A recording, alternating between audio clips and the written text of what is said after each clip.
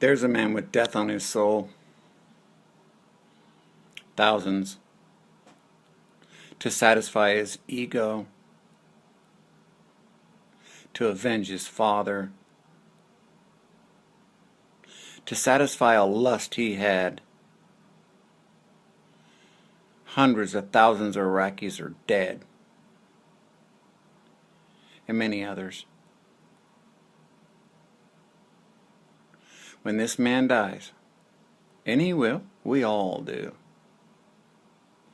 he'll have ultimate knowledge at his disposal, and he'll know all the damage he's done.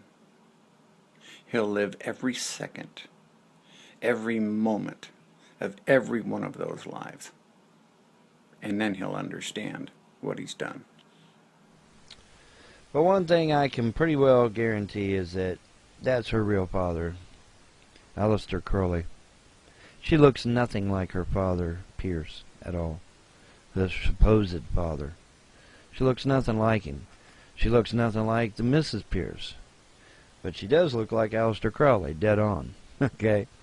And the big speculation is that she is indeed the daughter of Aleister Crowley. Now, if that is indeed the case, and I believe it is my hope, and my belief even, I feel, because I feel like I was told this, that Aleister Crowley's influence over America no longer exists. And look at that headline, The Man Who Chose Evil. Okay, that picture ain't been doctored in any way. That was taken right out of the newspaper. Aleister Crowley was one of the most evil people in America. Him and Frank Parsons. Or is it Jack Parsons? It might be Jack Parsons. I keep getting his first name wrong. I think it's Jack Parsons.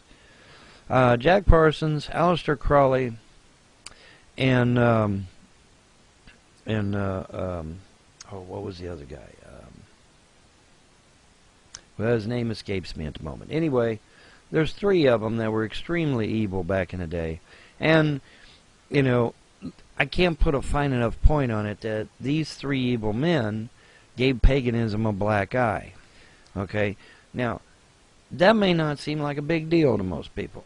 You know, oh, well, so fucking what? So, you know, so what if he was the daughter of if she was the daughter of Aleister Crowley, and so what if her death means that Aleister Crowley's influence no longer affects America? Well, see, you got to understand the big picture, though.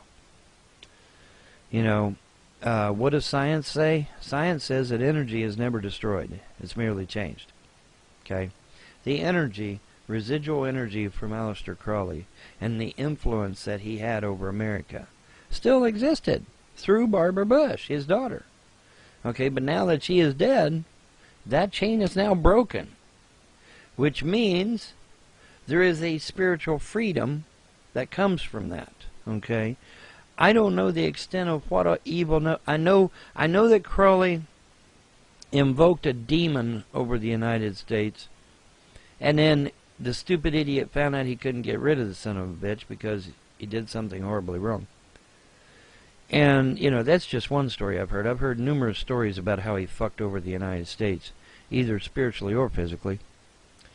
But anyway, the point is that the influence of this evil man through his daughter no longer exists. There's no, you know, whatever residual energy from Crowley that might have been is no longer here now.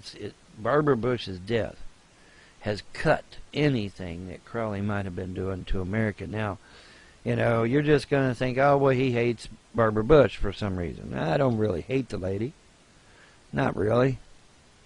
I believe they were globalists. I don't believe they were Americans at all. I believe they were globalists because they were all oil tycoons. Hello. What I care about is the destruction of evil in this world, and particularly here in America. And I believe that evil has finally been dealt a hard blow